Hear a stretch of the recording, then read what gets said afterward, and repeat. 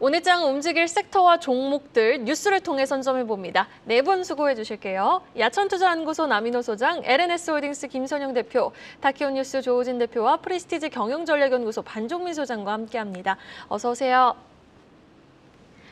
자, 나만 뒤처질라. MZ도 어르신도 주식 광풍에 뛰어듭니다. 이달 들어서도 27조 원대 주식 거래 대금을 기록하고 있는 국내 증시 이야기로 오늘 이 시간 출발해 보겠습니다.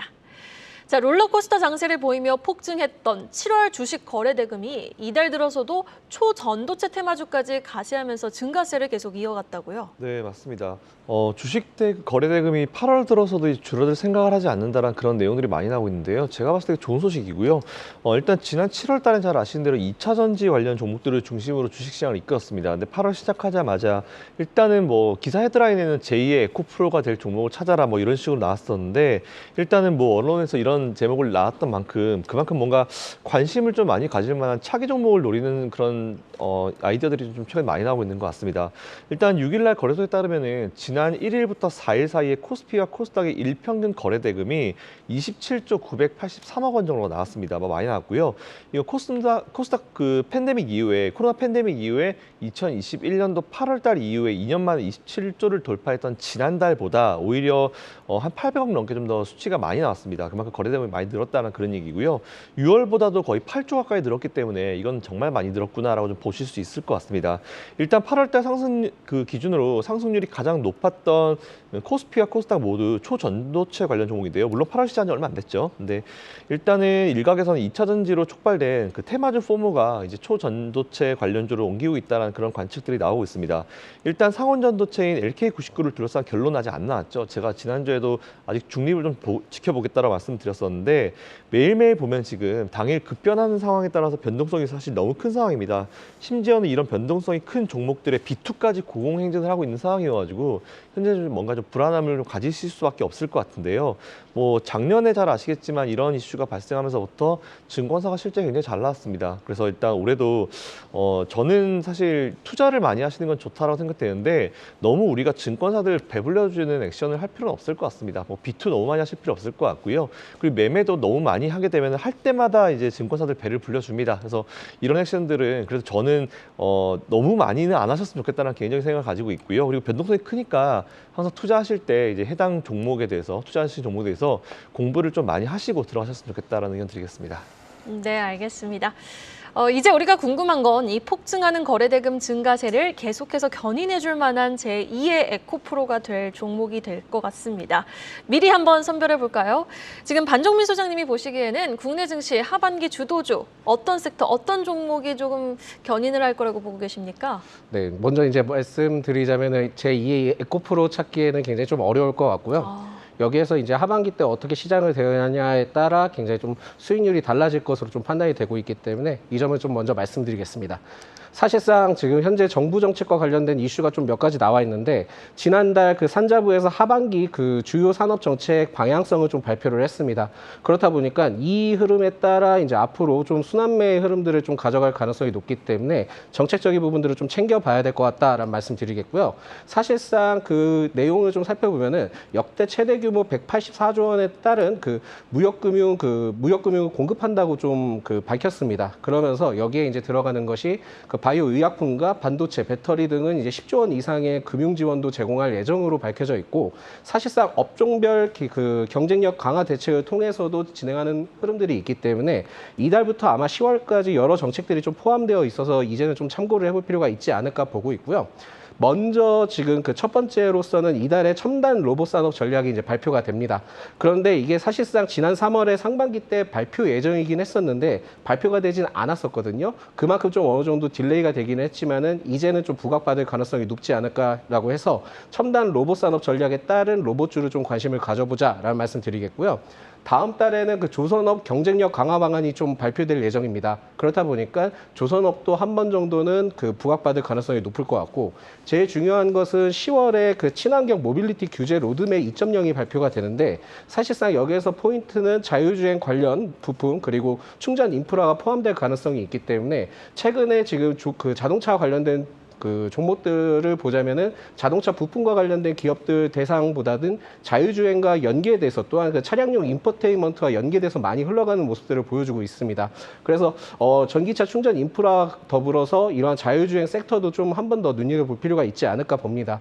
그래서 저는 제가 봤을 때는 가장 빠른 시기에 그 도달하는 첨단 로봇 산업 전략 발표에 따른 로봇주가 좀 더 강세를 보일 가능성이 높을 것 같아서 레인보우 로보틱스를 좀 눈여겨보자라는 말씀 드리겠고요.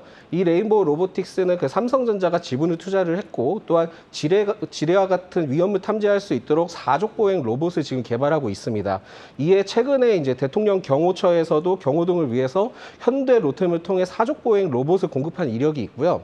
또한 이제 지난 26일 때 뉴욕에서 연 그 갤럭시 익스피리언스 스튜디오에서 동사의 로봇팔이 전시된 만큼 앞으로 삼성전자와 협업이 좀 기대될 수 있기 때문에 제가 봤을 때는 레인보우 로보틱스는 계속 좀 지속적으로 상승할 가능성이 있지 않을까 보고 있고, 이에 그 로봇주와 관련된 이슈를 봤을 때는 두산은 계속 좀 주목을 하셔야 될 것 같습니다. 최근에 이제 두산은 엔비디아의 그 AI 가속기 핵심 소재를 좀 공급한 이력도 부각되고 있고, 전기차 소재의 RFC 사업 순환과 그리고 두산 로보틱스 상장 기대감에 따른 모멘텀이 좀 다양하게 있기 때문에 앞으로 제가 봤을 때는 그 로봇과 관련된 이슈가 부각될 때는 두산과 레인보우 로보틱스를 같이 보자라는 말씀 드리겠고요. 이에 제가 봤을 때는 그 조선과 관련된 흐름들은 9월에 조선 기자재 관련 기업들은 살펴볼 필요가 있으실 것 같고, 10월까지는 제가 그 흐름들을 봤을 때 자율주행과 전기차 충전 인프라는 계속적으로 관심을 가져보면 좋지 않을까라는 말씀드립니다. 8월에는 로봇주를 주목해보자. 로봇주 시총 1위 레인보우 로보틱스와 또 상장 기대감이 유효한 두산 제시해 주셨습니다. 사실 이렇게 바깥 날씨뿐만 아니라요. 국내 증시의 여름은 아주 뜨겁습니다. 8월엔 2차 전지의 바톤을 초전도체가 이어받는 걸까요? 다음 기사를 통해 만나보시죠. 8월엔 아직 진위 여부가 뚜렷하게 밝혀지지 않은 초전도체가 광풍을 이어가고 있죠. 수급 부담에 금요일장에서는 일제히 하락세를 보이긴 했지만 이 롤러코스터 장세를 펼쳤던 관련주 신성 델타테크 관련 공시 내용 체크해보면서 우리 또 조호진 대표님이 물리학 박사시거든요. 물리학 박사의 입장에서 보는 초전도체 관련 의견 좀 한번 들어보고 싶습니다. 예, 일단 공시를 말씀을 드리면 이제 신성 델타테크가 이제 이번에 초전도체에 대해서 그 맞물리면서 엄청나게 상승을 했습니다.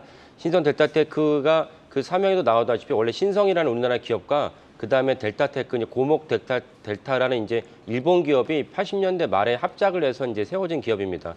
그래서 신성 델타테크는 이제 냉장고, 에어컨 부품 등을 만드는데 지금으로서는 잘 납득은 안 되지만 80년대만 하더라도 사실 일본의 기업을 들여와서 합작한다는 것은 되게 전략적으로 건전하게 성공 포인트 중 하나였습니다. 그래서 신성 델타테크가 출범을 했는데 신성 델타테크의 이제 최대주 중에 한 곳이라 할 수 있는 일본의 고목 델타 화공을 비롯한 세 분의 이제 일본인 분들이 전체적으로 지분을 12.71%에서 11.02% 축소를 했습니다. 축소를 하면서 약 박근혜 현금 한 58억쯤 되고요. 그 중에서 이제 고목문항, 궁본청미, 고선청미 등 3명은 완전히 지분을 청산했습니다. 지분을 갖다가 이제 자녀 지분을 남기지 않았습니다. 그리고 이분들의 어떤 지분을 갖다가 매도한 거래를 일자를 보면은 상원 초전도체가 이제 7월 28일 오후 8시 13분에 조선일보에서 처음으로 보도를 합니다. 그러니까 아직 장 시작하기 전이었죠. 그러면서 이제 7월 27일 날 전날 종가 대비 그 금요일 날 종가를 보면은 그 신성 델타테크가 그 주가 상승이 154%가 뜹니다. 그래서 이렇게 주가 엄청나게 뛰는 상황에서 아까 말씀드린 8월 2일과 7월 28일에 걸쳐가지고 아까 말씀드린 기업과 세 분의 이제 특수 관계자분들이 주식을 갖다 매각을 해서 약 58억 원 정도의 이제 지분을 갖다가 현금화시켰다라고 이제 볼 수 있습니다. 그러니까 이분들이 보기에는 이번에 초전도체 이슈가 이제는 이제 고점이라고 본인들 봤다는 것입니다. 이런 건 되게 중요한 그 포인트라고 볼 수 있겠습니다. 그리고 여기서 그러면 그 이번에 이슈가 된 초전도체에서 말씀을 드리면 초전도체가 이번에 이슈가 된 것이 아카이브라고 해서 사실은 그 어떻게 되면 논문을 갖다가 서브미스 논문을 제출을 하면은 제출한 논문을 해당 학회에서 이 논문에 대해서 누가 적합한지를 갖다가 동료 심사원들에게 보냅니다. 피어 리뷰를 하는데 이것을 거치지 않은 내가 이런 것을 성과를 냈습니다. 해서 일반적으로 누구나 다 볼 수 있는 그 지금 텔레비전 시청하시는 분들도 누구나 다 볼 수 있습니다. 이렇게 그 아카이브라는 것을 올렸습니다. 올린 논문이 이제 조선일보 보도가 되면서 이게 일파만파 퍼졌는데 지금 이제 문제의 논문이 지금 화면에 송출되고 있습니다. 퍼스트 룸 템퍼러처라 가지고 우리가 보통 상온이라 얘기하는 퍼스트 룸 템퍼러처. 근데 앰비언트 프레셔라는 거는 예전에 한 영하 보통 그 초전도체는 영하 한 180도 정도로 내려야 되는데 이걸 갖다가 또 어떤 곳에서는 뭐 9만 기압, 그러니까 상하비에서 9만 기압에서 성공했다라는 논문도 있었습니다. 그래서 그렇게 온도를 압력을 높이지 않은 상태에서 우리는 이제 상온에서 이제 초전도체를 실현했다라고 이분들이 주장을 했습니다. 주장을 해서 이것이 이제 일파만파 퍼졌는데 이분들이 그 제출한 논문이 비슷한 그 아카이브의 논문이 또 하나 있는데 그 논문도 역시 같은 맥락의 논문입니다. 근데 그 논문은 한국결정성장학회지에 제출한 논문입니다. 그래서 그 초전도체가 한 번씩 중요한 업무 과학적 성과가 입증하고 검증이 끝날 때마다 노벨 물리학상을 5번이나 줬습니다. 이거는 뭐 중학생도 알 수 있는 사실이거든요. 그렇다면은 이분들이 상온에서 세계 최초로 초전도체를 구현했다면 상온 상압에서 했다면 이건 노벨 물리학상입니다. 그럼 노벨 물리학상을 받을 수 있는 성과를 누구나 다 볼 수 있는 아카이브에 제출했다는 것을 이해할 수 없고 그다음에 또 하나 말씀드린 한국결정성장학회지는 보통 우리가 논문을 갖다가 평가할 때 임팩트 팩터라는 게 있습니다. 해당 논문을 얼마나 많은 사람들이 인용하느냐 보통 2년을 갖다가 주기로 그 랭킹을 매깁니다. 한국결정성장학회지는 임팩트 팩터 0.25입니다. 그런데 아까 말씀드린 노벨상을 받을 만한 논문들은 주로 어디다 내냐면 네이처 사이언스. 네이처 사이언스 우리나라 국민들이 좀 익숙한 논문입니다. 왜냐하면 2005년에 걸쳐가 2005년에 그 황수학 박사가 사이언스의 논문을 내면서 우리가 네이처 사이언스가 얼마나 중요한 논문인지를 알게 됐는데 그런데 논문을 냅니다. 근데 한국결정성장학회지는 임팩트 팩터 0.25고 지금 현재 네이처 사이언스는 임팩트 팩터가 한 60에서 70입니다. 완전히 급이 다르죠. 그러면 노벨상에 해당하는 성과를 갖다가 이런 0.25에 냈다? 이건 이제 뭔가 타당하지 않는 그 절차입니다. 그래서 제가 목요일 날 사실은 이제 바로 이제 숏을 치는 게 맞다라고 말씀을 드렸고 논문 자체에 좀 더 설명을 드린다면은 일단 이제 그 여러분들이 주목하게 된 계기는 이 퀀텀 리서치 센터가 내놓았던 영상과 자료 화면 중에서 공중부양이라고 하면서 그 자석 이분들의 시편이 약간 45도 간격, 45도로 이렇게 떠 있는 게 나옵니다. 근데 떠 있다고 해서 다 초전도체가 아닙니다. 그러니까 초전도체는 문자 그대로 그 이름에서 알다시피 전도가 저항이 없는 그 초전도체거든요. 근데 이분들이 내놓은 발표를 보면은 약 45도 정도 지금 화면에 나오고 있습니다. 떴다고 얘기를 하는데 자세히 보면 완벽하게 뜨지 않았습니다. 그러니까 완벽히 뜨지도 않았고 그리고 시청하신 분들이 자석에서 N극과 S극이 있지 않습니까? N극과 S극이 선을 연결하지 않고 밀어내고 당길 수가 있습니다. 그러니까 충분히 사실 N극과 S극만 갖고도 사실은 뜰 수가 있고 공중부양을 만들 수 있고 그럼에도 불구하고 이분들이 내놓은 자료 화면을 보면 뜨지도 않았다. 그러니까 이걸 초전도체에 전혀 증거와 자료가 될 수 없다는 것입니다.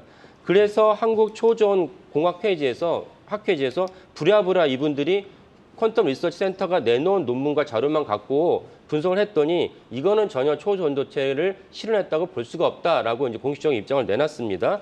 그리고 이제 카이스트 물리학과 교수분들, 복수의 교수분들이랑 이제 취재를 했는데 그 교수분들이 공통적으로 하신 말씀이 이 논문은 초전도체를 검증한 적이 없다. 초전도체라고 말을 했는데 정작 논문은 초전도체를 검증한 데이터가 없다는 것입니다. 그럼 무엇을 검증했습니까? 데이터상으로 이 논문은 해당 시편 LK99에 대한 자성을 갖다 검증한 것이다. 자성이라는 것은 아까 자기장의 세기가 얼마나 강하냐는 것을 검증한 것이지 해당 논문에는 전혀 초전도체를 갖다가 입증한 데이터가 없다는 것입니다. 그럼에도 불구하고 지금 우리나라를 비롯한 전 세계가 좀 시끄럽게 된 상황입니다. 참 이해할 수 없는 상황인데 그 물리학과 교수님들이 공통적으로 말씀하셨고 그 다음에 이제 그 물리학과 교수님 한 분이 이제 우리는 주식 투자고 일반인들은 주식 투자 때문에 사실은 제가 이렇게 방송을 다룬 것이죠. 그래서 제가 목요일 날 숏을 치라고 말씀을 드렸습니다. 어떻게 생각하십니까? 여쭤봤더니 물리학과 교수님 한 분이 이따가 11시 출연하는 교수님이 아니고 다른 분이 저한테 말씀하셨습니다.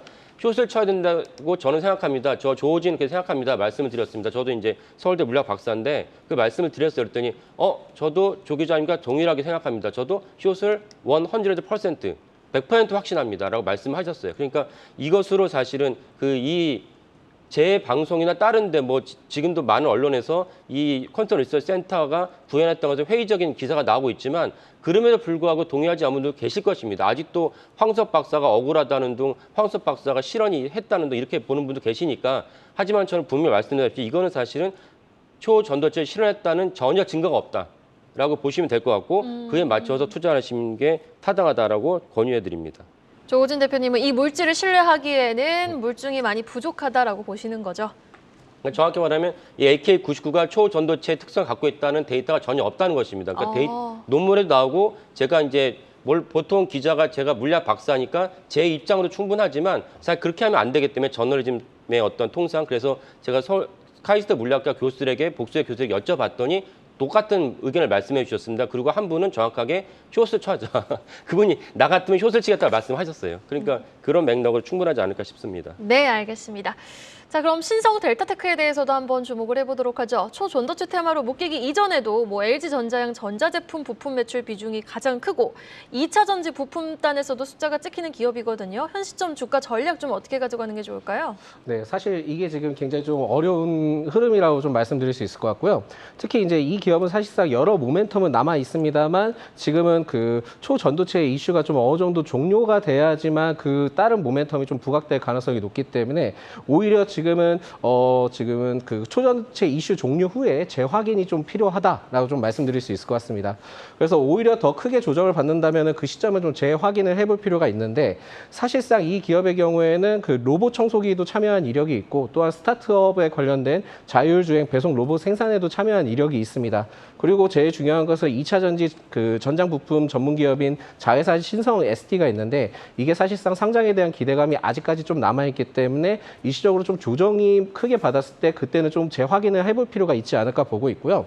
사실상 그 이달 말에 공개 예정입니다. 초전도체와 관련된. 그러면서 이제 동사의 주가가 굉장히 좀 변동폭이 심할 것으로 보기 있기 때문에 신규 진입은 좀 자제하셨으면 좋겠다라는 말씀을 드리겠고요.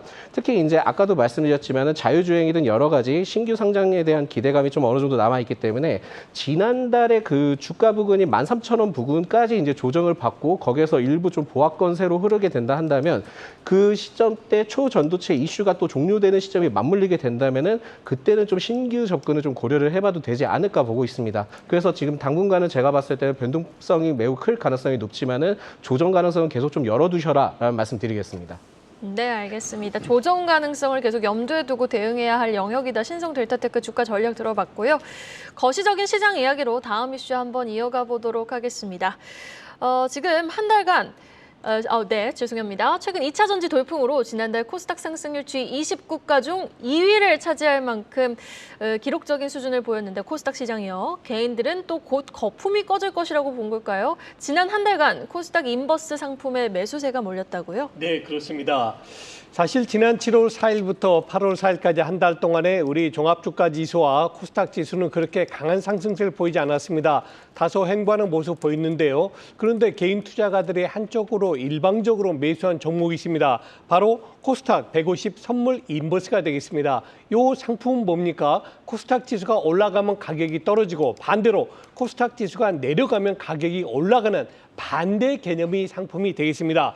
자, 여러분, 우리가 종합주가 지수를 판단하려면 삼성전자를 제일 주시하죠. 그런데 삼성전자보다 더 영향을 크게 주는 종목이 있죠. 바로 코스닥 시장에서는 에코프로 형제가 되겠습니다. 에코프로의 3대 종목이 코스닥 지수를 사실상 좌지우지한다라고 해도 과언이 아니죠. 그래서 에코프로 관련주들이 최근에 고점 논란이 나왔지 않습니까? 황제주가 되었다 밀렸다 이런 상태가 반복되니까 개인 투자가들은 자그마치 6,200억이라는 엄청난 천문학적 금액을 코스닥 지수 앞으로 내려간다. 이 뜻 뭡니까? 에코프로 앞으로 내려갈 것이다 라고 판단했습니다.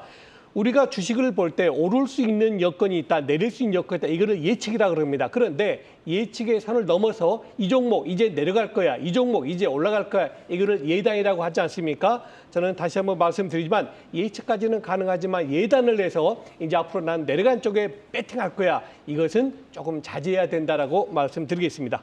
네, 알겠습니다. 한 달간 코덱스 코스닥 150 선물 인버스를 6,200억 원 매수한 개인. 최근 코스닥의 상승이 2차 전지주 급등으로 나온 만큼 투자자들은 미리 지수 하락에 또 대비하는 모습인데요. 그렇다면 반도체 관련주는 어떨까요? 다음 이슈입니다. 국건이 1위 자리를 지켰다. 삼성전자는 또 한 번 세계 메모리 시장 점유율 1위를 수성을 했습니다. 반도체 한파 속에서도 삼성, 디램과 낸드 모두 좀 다 잘했네요. 네, 맞습니다. 사실 그동안 많이 말씀드렸죠. 삼성전자 일부러 감산 발표 안 하면서 치킨 게임을 걸었다는 말씀을 드린 적이 있는데 역시나 1분기 한파 등의 이슈에도 삼성전자는 D램 세계 1위를 그대로 유지를 했습니다. 일단은 지난 4분기와 똑같은 43% 점유율이 나왔고요. SK하이닉스 같은 경우는 25%가 나오면서 27%를 차지한 마이크론에 이어서 2위를 내줬다, 3위로 내려갔다는 그런 부분 체크해 보시면 좋을 것 같습니다. 낸드에서도 사실 삼성전자가 1위를 지켰는데요. 점유율은 34.3% 나왔습니다. 작년 4분기보다 0.4%포인트 올랐고요. 다음은 키옥시아 19.5%, 웨스턴 디지털 15.9%, 그리고 다음이 SK하이닉스로 15.1%, 3위에서 4위로 한 단계 하락했다는 부분 보시면 될 것 같습니다. 일단 현재 D램 같은 경우는 AI 수요 등으로 고용량, 고성능 위주로 살아나고 있긴 하지만 낸드의 경우에 이제 고객사 재고 수준도 떨어지지 않고 있어서 낸드의 불황은 조금 더 길어질 수 있다는 그런 내용이 나오고 있고요. 참고로 삼성전자, SK하이닉스는 2분기 실적 발표 컨퍼런스에서 이제 낸드 추가 감산까지 발표했으니까 이 부분 체크해 보시면 좋을 것 같습니다.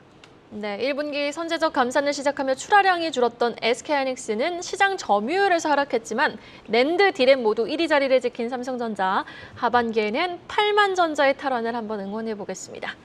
자, 삼성전자 이렇게 DS, DX 부문에서만 사활을 거는 게 아닙니다. 모터쇼가는 삼성전자 확인해 보시죠. 지금 삼성전자가 미래 먹거리로 점찍은 전장시장 선점에도 아주 부지런한 모습을 보여주고 있는데 다음 달 독일 미넨 모터쇼에도 참가를 한다고요? 네, 맞습니다. 이 부분 굉장히 흥미진진하게 요즘에 좀 보고 있는데요. 삼성전자와 LG가 다음 달 5일에서 10일 날 열리는 독일 미넨에서 열리는 국제 모터쇼죠. IAA 모빌리티 2023에 나란히 참석한다는 그런 내용이 나왔습니다. 미래 먹거리로 찍은 전장 사업 쪽에서 이제 드라이브를 건다는 그런 내용을 좀 보시면 될 것 같은데 글로벌 전장 사업 규모는 2029년까지 연평균 14% 정도 성장할 전망입니다. 삼성전자는 반도체를 담당하는 DS 부문이 삼성 디스플레이와 삼성 SDI와 함께 참가할 예정이고요. LG전자 같은 경우는 스폰서 자격으로 이번에 참가를 합니다. 일단 두 기업 모두 최근에 꾸준한 성장세를 보여주고 있음과 동시에 해당 업종 모두 향후 5년이 기대되는 업종이기 때문에 이분 체크하셔가지고 투자해보시면 좋을 것 같습니다. 네, 알겠습니다. 마지막 기사 확인해 보겠습니다. 재점화되고 있는 식량 위기에 대한 소식으로 마무리 지어볼 텐데요. 지금 흑해 곡물 협정이 파기되면서 세계 식량 가격이 석 달 만에 상승했습니다. 더불어 지금 계속된 장마 이후로 폭염까지 겹치면서 농산물 값도 치솟고 있는 상황인데 작년 여름처럼 우리 김치 대란에 대한 우려의 목소리도 커지고 있다고요? 예, 그렇죠. 작년 2월 달에 러시아와 우크라이나 전쟁이 시작되었습니다. 그런데 결국 유엔하고 튀르키예가 중재를 했죠. 아무리 두 국가가 전쟁을 한다 할지라도 전 세계 식량 문제가 달린 것 아니냐. 러시아, 우크라이나 공동으로 흑해라는 그런 항로를 가지고 있죠. 굉장히 큰 바다인데요.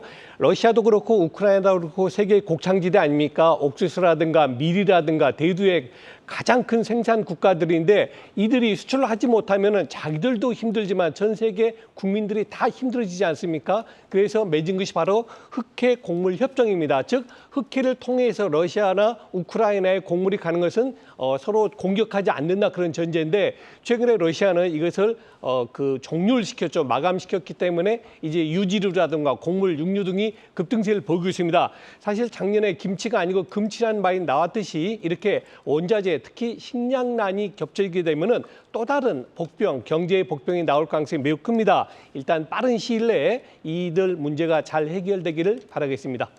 네, 또 곡물 관련 이슈가 부각이 될 때마다 들썩이는 종목들이 있죠.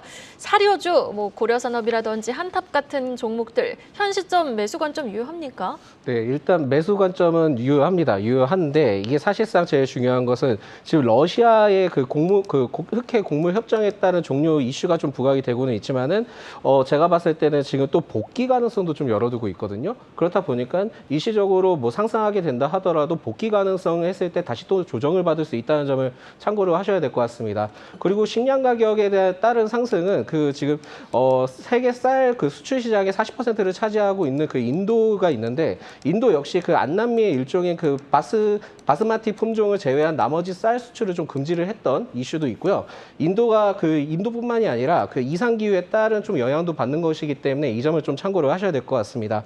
그래서 곡물 관련된 이슈가 부각될 경우에는 이제 급등하는 종목들이 좀 몇 가지가 있긴 한데 시가총액이 다소 좀 적은 편이기 때문에 이 점을 좀 유의하셔야겠다라는 말씀드리겠고요.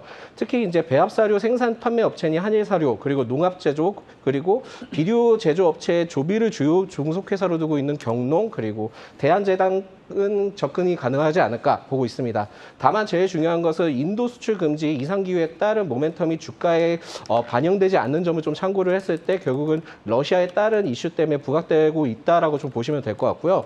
결국은 지금 뭐 복귀 가능성도 열어두는 시점에 대해서는 일단 지금은 단기적인 상승을 통해서 접근을 하셔도 되되 복귀했을 때 또 단기 조정을 받을 가능성이 높을 겁니다. 그렇기 때문에 이 점을 좀 참고를 하셔야 될 것 같고 저희 전체적으로는 그 연장식 기준일이 한 60일 정도 될 예정으로 보고 있기 때문에 이러한 스케줄링을 좀 참고를 하시면서 대응해보자라는 말씀드리겠습니다. 이슈에 따라 주목해볼 종목 한일사료, 경농, 대한제당 제시해 주셨습니다.